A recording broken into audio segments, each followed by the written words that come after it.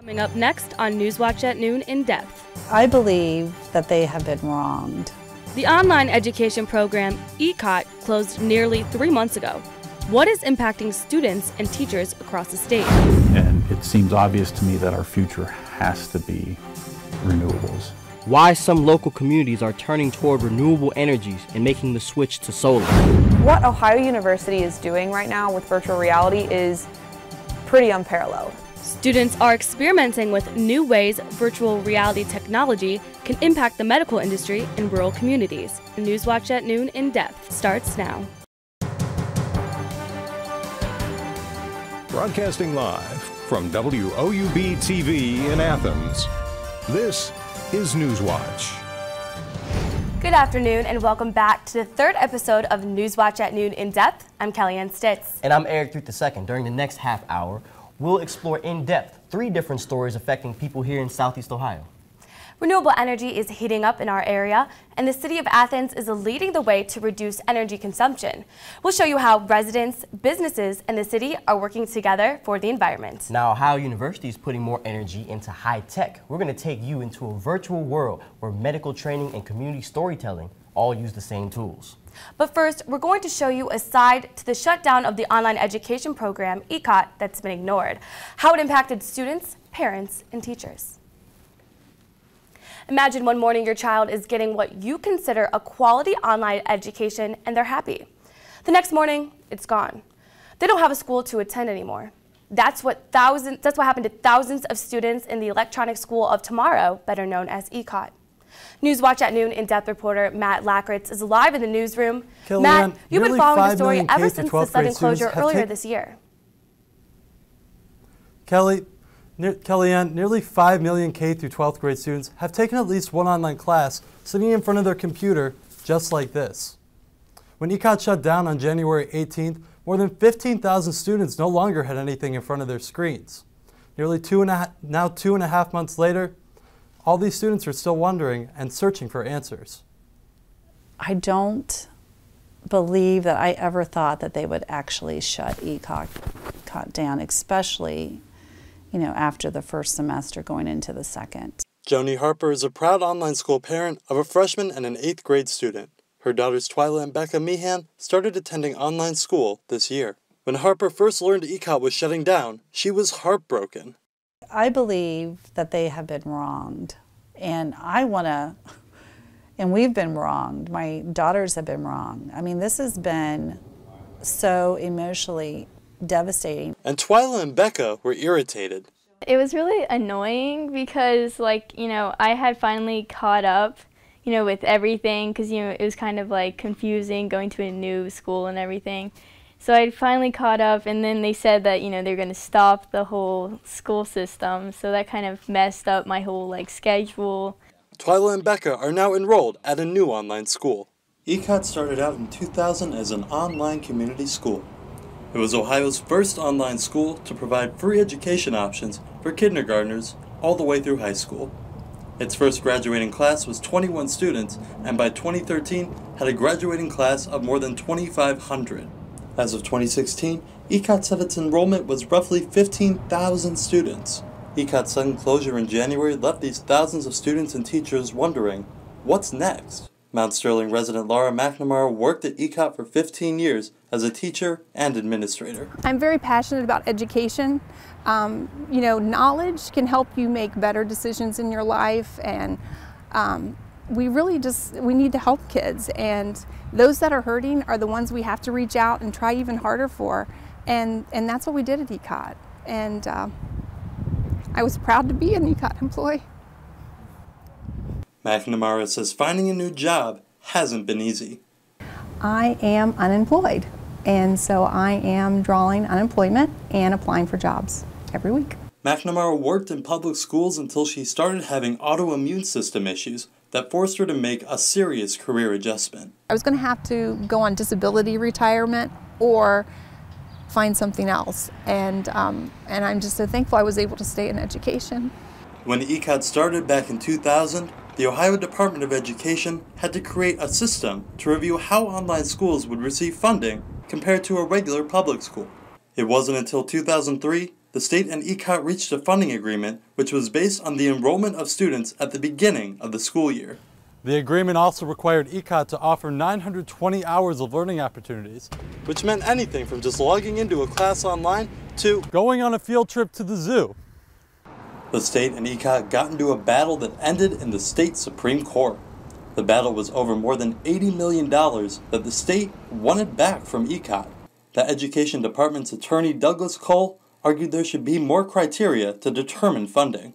Mr. Teeters, as I said, the superintendent of ECOT, testified that at the previous e-school that he worked at, every day when a student logged on, the first thing they had to do was list for the day before how many hours they had participated the day before in education. So this isn't a foreign concept, the notion that schools may want to keep track of how many hours students are actually participating in order to verify that they're getting an education. From 2003 to 2015, the state paid ECOT based on enrollment. So even if a student never logged into any online class but was registered, ECOT got paid for providing that student with an education.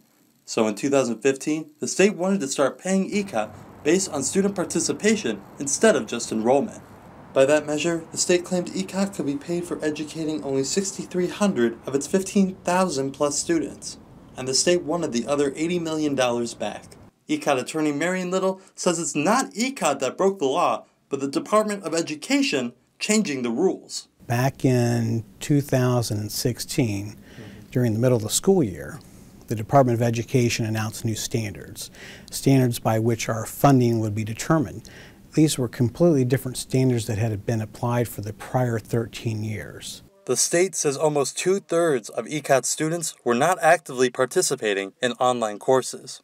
What did ECOT do to make sure that this student, got back on track? What I would do as a teacher is I would call my students. Once they got to 5 days, then we had a truancy office that kicked in, and then so we had things in place between the 1 day and 30 days with counselors calling, teachers calling, resource people in the office, truancy department calling. There was lots of support there trying to get them back on, whether it was calling, whether it was emailing, texting, getting a hold of parents, not just students, but parents. There were a lot of things in place to try to, get that student re-engaged. After 2 lower court rulings against ECOT on February 13th, the Ohio Supreme Court heard the final arguments in the case of ECOT versus the Ohio Department of Education. ECOT argued that they hadn't violated any law and that they shouldn't have to pay back any money. It stressed that funding was based strictly on enrollment because of the 2003 agreement. In court, Chief Justice O'Connor and ECOT's attorney Marion Little had an argument where it was very clear that they did not agree on the issue. Okay, let me ask you about the quote that was given to us that the testimony was, even if a student does not attend, ECOT is still entitled to the full per capita. That would be the testimony of all witnesses under an enrollment methodology. If enrollment is the test, subject to the 105-hour rule, that's how it results. But okay, let me ask you, stop. How is that not absurd? We reached out to Justice O'Connor, but her associates say she can't comment on an ongoing case. The Department of Education also declined to comment for the same reason, but did provide us with an email statement. Due to ongoing litigation, we'll have to decline the interview. However, it would be helpful if in your story you could please encourage any remaining families looking for new schools to contact the department or their districts of residence. ECOT's attorney Marion Little was willing to talk to us. He says the Ohio Supreme Court is ECOT's final chance to win. If the courts don't provide its relief at this point in time, then ECOT will close permanently. Becca, Twyla, and their mother hope that won't happen and would jump at the opportunity to go back. It's just been devastating, and Becca working so hard, getting caught up, and that I would, even though we would be starting all over, I would still go back. I miss the people at ECOT and the teachers the most, but the school we're going to right now is okay. But if I had the chance to go back to ECOT, I would. Many of the parents, students, and teachers told me they believe that ECOT is the best option for them, but if they still feel that, just online education, even if at another school, is the best option for them. Matt, did the students and the teachers you talked with say they plan to continue online education? Yes, once again, a lot of them feel that it is the best option for them, and this is for a lot of different reasons. For some, it's bullying. For others, it can be allergies or even disabilities. Everyone has their own story.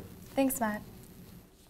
Now, renewable energy is more accessible and affordable than ever before here in Southeast Ohio.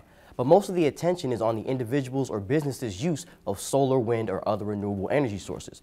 Newswatch Noon In-Depth reporter Lily Bradley examines what local communities are doing to reduce their carbon footprint, saving the taxpayer money in the process. Eric, thanks to new affordable technologies, rural areas like the one we call home are leading the charge to cleaner energy by getting off the grid and making the switch to renewables.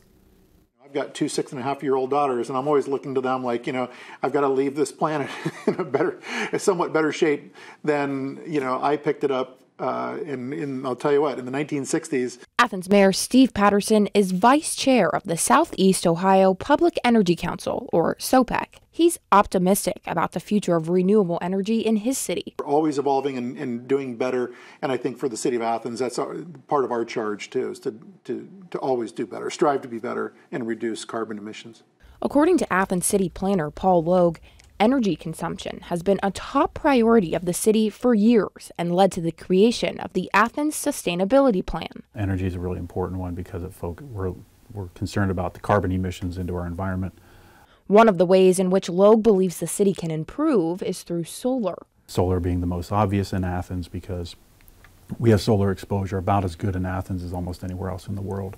The goal is to reduce residential and municipal energy consumption from the grid by 20%. According to Logue, Athens has a solar exposure of about 85%. To put that into perspective, that's just a 15-point difference than Miami, Florida. Let's take a closer look at how solar works. When exposed to daylight, solar panels produce an electric current. That current is then passed through a device called an inverter.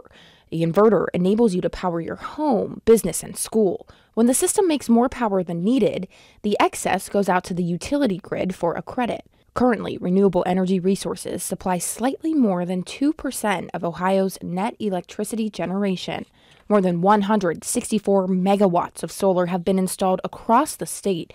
Yet solar itself only accounts for 0.21% of the state's electricity. Early last month, Athens City Council unanimously approved a plan to place an opt-out carbon tax on the ballot for voters in May. It would allow residents to voluntarily pay a small fee, about $2 a month, for their energy use. The new program would use that money to invest in renewable sources, which include the installation of solar energy systems on city and local buildings, according to Upgrade Ohio's Matthew Roberts. Would you like to add a little bit of charge, for the price of less than a cup of coffee per month to help build solar in your community? Upgrade Ohio, one of SOPEC's partners, aims to connect communities and people with local resources to reduce their energy use. This fee will be attached to the energy that you use. So the less you use, the less of the fee you will pay. So it is an incentive to be more energy efficient if you want to pay less of that fee. Mayor Patterson is active with SOPEC and Upgrade because they offer public services and programs to help communities, like Athens, ensure they're using their energy efficiently. We're always thinking about different possibilities for driving down not only our carbon footprint, but also driving down our energy costs because we're not utilizing as much energy off the grid. We're behind the meter using our own.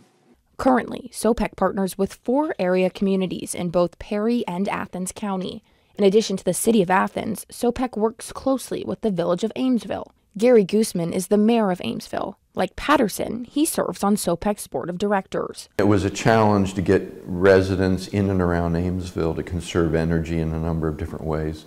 Gooseman highlights the importance of his partnership. Often Southeast Ohio gets ignored in Columbus by the legislature because the majority of emphasis is on urban environments, the urban areas, and the problems they have. So we found that it gave us a unified voice to talk about issues. Last year, SOPEC's 4 community partners received national bronze recognition for their dedication to making their communities solar friendly. We look at ways in which we can better streamline solar installation in the residential neighborhoods for the city residents. But they aren't stopping there. We will try to become a silver level Soul Smart city. A goal in part echoed by Gooseman. Ideally, yeah, silver and gold level would be great. The U.S. Department of Energy funds the Soul Smart recognition program, which also includes some grant money to support solar energy projects. The city of Athens is looking at a number of different ways to drive down our carbon footprint while saving money in the long run. One of those ideas, according to Mayor Patterson, is to put solar panels here on the 6th floor of the Athens parking garage. According to SOPEC Executive Director Eddie Smith, out of all 88 counties across the state, Athens County has the most solar installations by population. And that's where the whole community solar side came from, right? So we said we'll create a community solar program that gets funded out of any revenues that get levied from this carbon fee. And so the initial goal was not to go in and put solar panels on rooftops of public buildings. It was, how do we create an economy that has appropriate price signals given the damages associated with our current energy consumption? The latent, unintended outcome here, though, was this community solar program that everyone's getting really excited about. According to the U.S. Office of Energy Efficiency, back in 2015, renewable technologies accounted for more than 60% of new electricity, and the numbers are only growing. Solar capacity increased by 36%, accounting for roughly half of all renewable projects completed during the following year. The best part? While the technology has risen, prices have fallen. Since 2008, the cost of utility-scale solar projects has decreased by nearly 70%, and the cost of distributed rooftop arrays have been reduced by over 50%. There are 268 companies in Ohio providing jobs in the solar industry, including 4 here in Athens County. Jeff Greenfield is the founder of Third Sun Solar here in Athens. Today, if you look at the per capita solar ownership, Athens County is the highest in the state, which is fantastic. To Greenfield, the most important economic benefit of clean energy is the jobs it creates. Clean energy employs more people than Google and Apple combined. Yeah, people are blown away by that. We're the future. We're growth. Now, if you are thinking about making this shift to solar, experts urge you to do your research before you buy. They suggest people review their electric bills and evaluate sunlight exposure to be sure that the switch is actually possible. This switch is for the people. Where do the people have to go to get information about the carbon tax before they vote in May? Yeah, absolutely. So if you are interested in learning more about the carbon tax, SOPEC is holding 2 public forums later this month. One next Wednesday, the 11th, at the Athens Community Center, and then one the following Wednesday, the 17th, at Christ Lutheran Church. Both are from 6 to 8, and any questions can be answered there. Reporting for Newswatch at Noon In-Depth, I'm Lily Bradley. Thank you, Lily. Now, virtual reality could help students in the medical field understand how patients feel in the trauma center. Or help a real community tell its story. Next on Newswatch at Noon In-Depth, we'll take you to a place where cutting-edge technology meets tours and training. Daisy is 6 years old, and she is my very best friend. I couldn't live alone without her. I spend a lot of time in my backyard. I feed the birds and the bees. I love my flowers. The color in my garden keeps the pink in my cheeks. I was very independent and thought I could take care of myself. I fell and I had to have Meals on Wheels. I love them. They're my savior. And I look forward to volunteers because they've all become my friends. My name is Lola Silvestri. America, let's do lunch. 1 in 6 seniors faces the threat of hunger, and millions more live in isolation. Drop off a hot meal and say a quick hello. Volunteer by donating your lunch break at americaletsdolunch.org.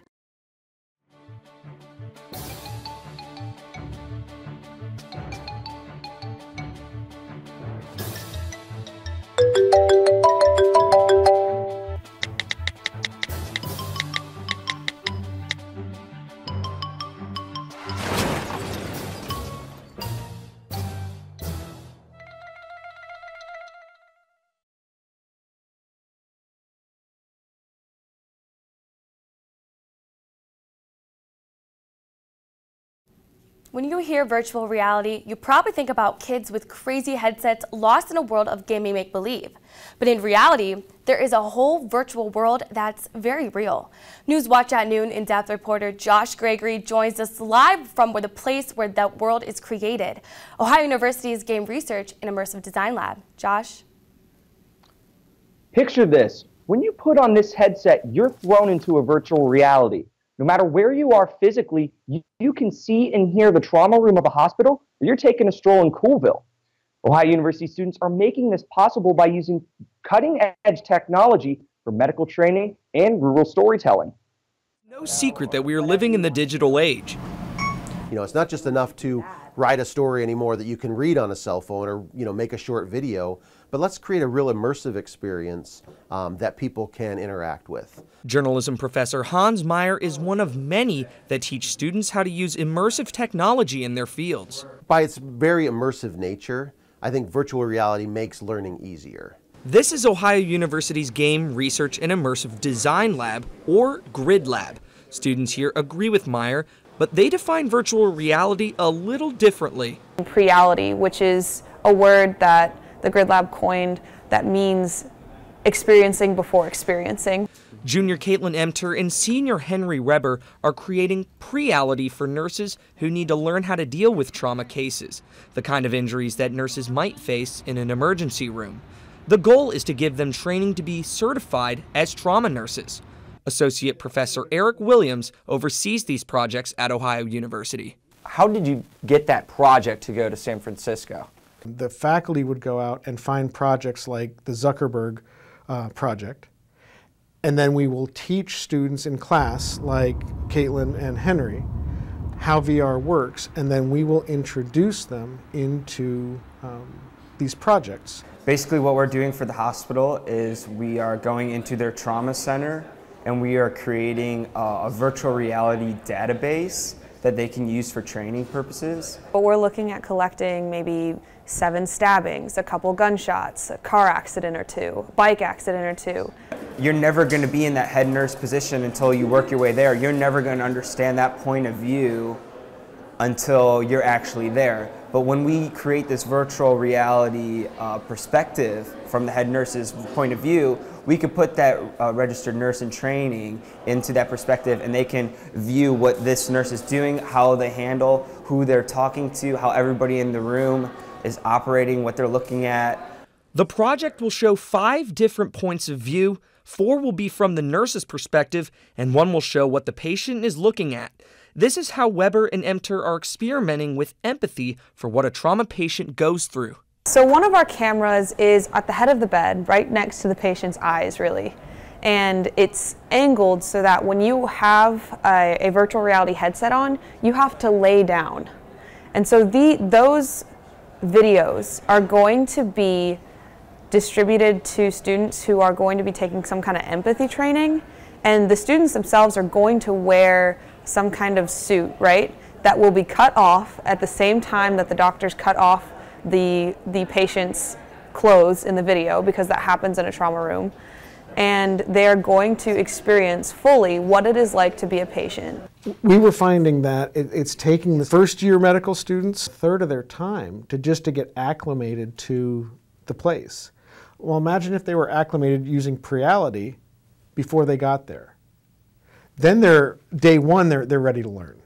The value to the students is learning that there's a lot more than just being able to play with high-tech toys to make this work. To us, it's not necessarily about the technology, it's about teaching students about the technology. The students spend the majority of their time planning and preparing these projects. This project has had months of planning. There's always a fear when you're working with virtual reality that what you're making isn't real enough. And we always have these debates. You have to focus a lot of times on one sense that you want to attack. And with this project, the focus is the patient.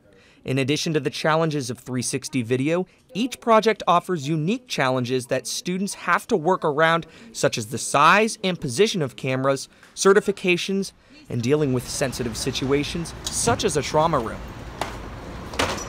It was important for us to have small and lightweight cameras that we could position within the trauma center so they're not in the way of the actual nurses trying to save someone's life. The person's life foremost, who comes into the trauma center, like they're obviously priority. Who cares about our production at that point? It's never been done. We did it, the very first group to ever have done it was us when we did it at Grant Hospital. And nobody's doing this. And one reason is because it's really difficult legally. You have to get, I mean, we've been working on the legal aspects longer than we work on the production aspects because we're talking about real patients. Not every student is using virtual reality technology to help save lives. Some students are using simple virtual reality cameras that plug into their phone to show charming Southeast Ohio towns like this one here in Coolville. We're using relatively simple technology and software to create these virtual reality community profiles. So if you see it, for example, you'll be dropped like right into the middle of the community, and as you look around in the headset, you can focus and stare at certain points on the screen and open up other parts of that community. Meyer wants his students to use immersive technology to present smaller towns and cities in a unique way that's easily accessible. The goal is to bring people who'd never visit a rural area into Southeast Ohio's communities. It's hard for big news organizations to get to some of the small towns. So I think I saw VR as kind of a solution for them to be able to immerse themselves in a community and interact with people in the community. This also gives residents a chance to define the community and how they want people looking in to see them. Most of Meyer's students have never picked up a VR camera.